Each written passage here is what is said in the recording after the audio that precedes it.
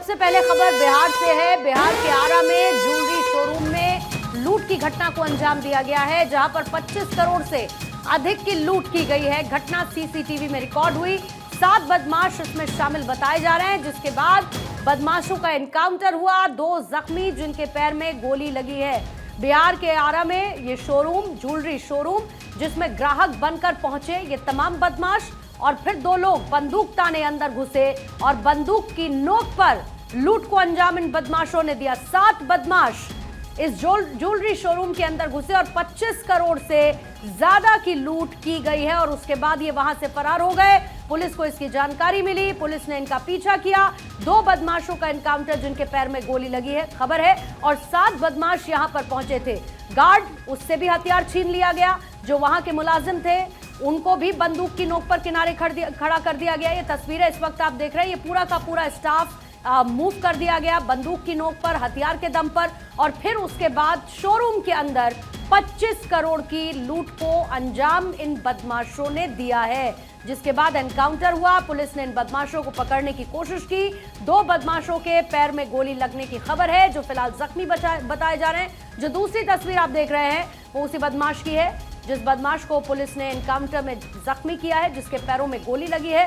और पहली तस्वीर शोरूम के अंदर जो सीसीटीवी में रिकॉर्ड घटना है, आपको हाथ में हथियार इस वक्त इस बदमाश के नजर आ रहा है, जो कि हथियार के दम पर वहां पर मौजूद जो कस्टमर्स हैं उनको भी डरा रहा है, और जो वहां का स्टाफ है उनको भी पहले किनारे लेकर गया। ये देखिए, स्टाफ को आगे बढ़ाता हुआ ये बदमाश, बंदूक इसके हाथ में है, और फिर 25 करोड़ की लूट को अंजाम दिया गया है। ये ज्वेलरी शोरूम है, और इसी में बदमाशों ने 7 बदमाश पहुंचे। पहले गार्ड का हथियार छीना, फिर अंदर पहुंचे।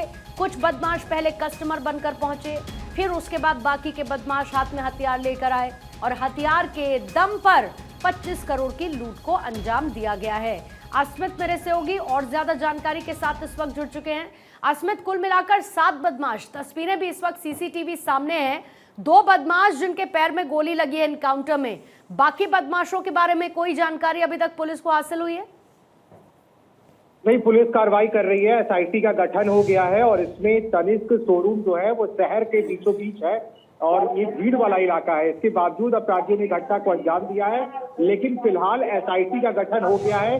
भोजपुर के एसपी राज के अनुसार एसएसपी परिचय कुमार के नेतृत्व में एसआईटी का गठन किया गया है, और शहर के प्रमुख चौक चौराहों पर नाकेबंदी कर दी गई है, और सीसीटीवी फुटेज की जांच की जा रही है।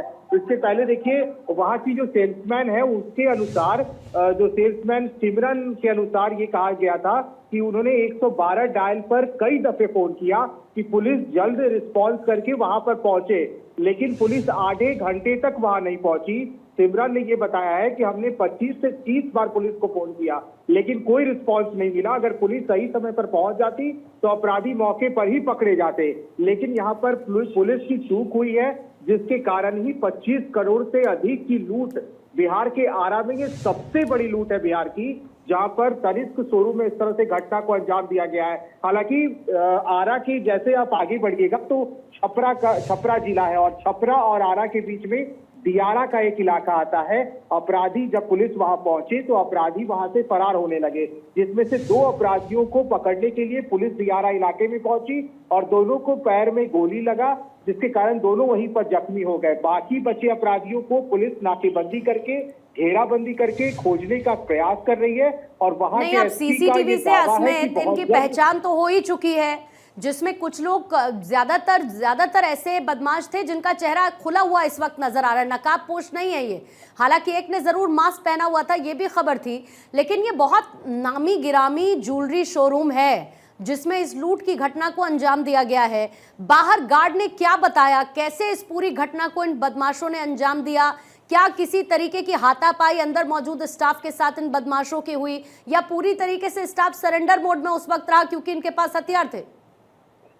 नहीं पूर्णिमा, देखिए, यह घटना नगर थाना क्षेत्र के गोपाली चौक स्थित हुई है, और वहां पर हुआ ये कि पहले तो 7 की संख्या में अपराधी बाहर थे, उसके बाद 2 अपराधी अंदर जाते हैं, दोनों अपराधी जो है अपना हथियार निकाल के जितने सेल्समैन थे वहां पर और जितने लोग अंदर मौजूद थे सबको किनारे खड़ा कर दिया गया। बाद में जब बाहर खड़े गार्ड को इस बात की सूचना हुई तो जैसे गार्ड अंदर आता है वहां अपराधी गार्ड का राइफल छीनकर तुरंत शटर डाउन कर देते हैं। इतने में अंदर जितने लोग खड़े थे सब डर गए और सबको एक किनारे खड़ा करने के बाद शोरूम में जितना महंगा से महंगा ज्वेलरी था, जितने कैश पड़े हुए थे, सबको वहां अपराधियों ने अपने बैग जो वो लेकर आए थे उसमें भरना शुरू किया और हथियार दिखाते हुए एक एक जगह पर जहां पर कैश रखे थे, जहां पर महंगे ज्वेलरी रखे थे, सबको लूटना शुरू किया। और फिर उसी तरह से कम 15 से 20 मिनट तक इसी तरह लूट होते रहा।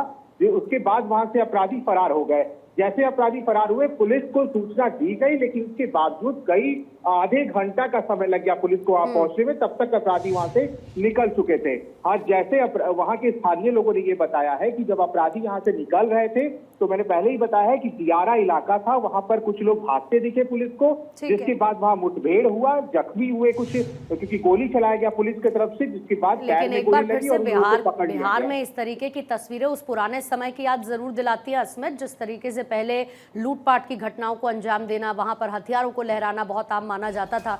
और ऐसे में जाहिर है कि बिहार में चुनाव है और ऐसे में एक मुद्दा विपक्ष के हाथों में भी हो सकता है जिसको लेकर सवाल से और कानून व्यवस्था को लेकर सवाल पूछे जाएं। बहुत बहुत शुक्रिया अस्मित आपका जानकारी के लिए।